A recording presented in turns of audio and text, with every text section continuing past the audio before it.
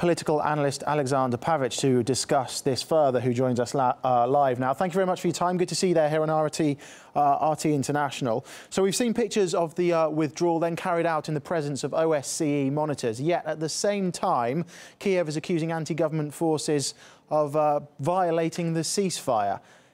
Why is that, do you think? Well, it's because the war has never really stopped. I mean, even the truce and even the Minsk Accords, these are just tactical steps.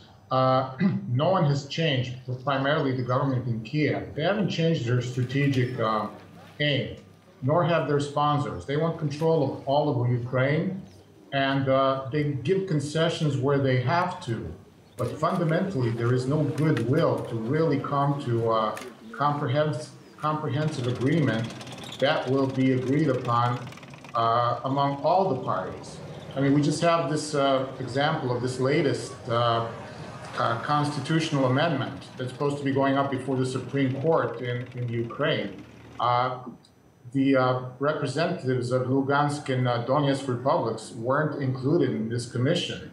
So that just shows that really everything is just being treated as a sort of a game instead of a real push to find some sort of a peace. Let's discuss the events over the last 24 hours or so, because on Saturday, hours after the withdrawal was announced by the forces in the east, the city of Donetsk was then shelled in the centre for the first time in months. Is this connected, do you think, these two events? Absolutely it is. It is all connected. And, you know, you just have this carrot and stick. You have this... You just have these alternative strategies, and it's really nice to also have forces that are supposedly not under control of Kiev, the so-called radical forces like the right sector, etc., formerly not under control of Kiev. In fact, they publicly renounced Kiev, but then, you know, they do some shelling or they do something against the other side, and Kiev has deniability.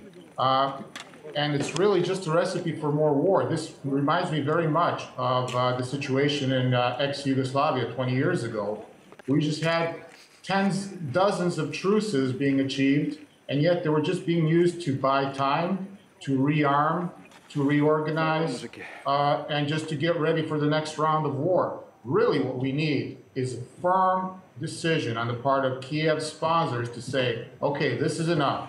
We want a Ukraine that will be acceptable to both neighbors to the east and to the west. Until that happens, we'll just have more war and tactical truces. You've mentioned some of the radicals there that perhaps aren't under Kiev's control because the anti-government forces withdrew from the main conflict zone in Donetsk. That's the village of Shirokina recently. But some of the radicals in that area say that they're prepared to stay and will even, as you say, defy Kiev if Kiev withdraws from the region. So how big a part can they play here in destabilizing the whole process? Well, they can play a very large part, and who is to say that this is not something that was agreed upon behind closed doors, out of the public scene, by Kiev and the so-called radical forces? I mean, it's just a good cop, a bad cop setup. It very well could be. I mean, let's take these things seriously. Kiev has enough political clout, enough international support, enough armed power that if they wanted to squelch these extremist forces, these radical forces, they could.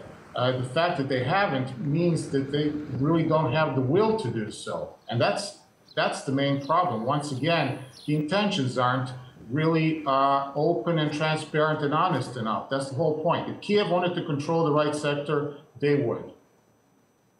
Okay, political analyst Alexanдар Pavиć, thank you very much for your time. Thank you for joining us here on RT International. My pleasure.